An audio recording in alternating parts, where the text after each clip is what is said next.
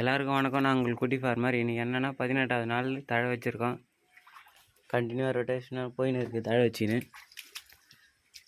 Next temperature வந்து நம்ம கரெக்டான முறையில் வந்து மீட் பண்ண முடியல, அதனால் ஹையாக போகுது டெம்பரேச்சர். அதுக்காக நம்ம என்ன பண்ணியிருக்கோன்னா, கீழே தண்ணி விட்டு தேங்க வச்சுருக்கோம்.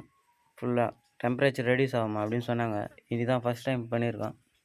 ரிசல்ட் என்னென்னு நாளைக்கு பார்த்து சொல்கிறேன்.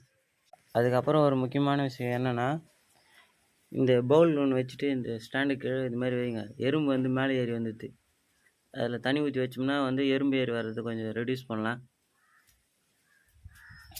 கம்மியான செலவு தான். இதுமாரி ஒரு பவுல் ஒன்று வச்சிங்கன்னா ஓகே ஆகிடும்.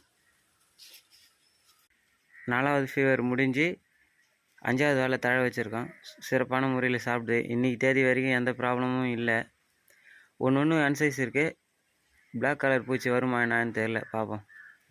நான் உங்கள் குட்டி ஃபார்மர்.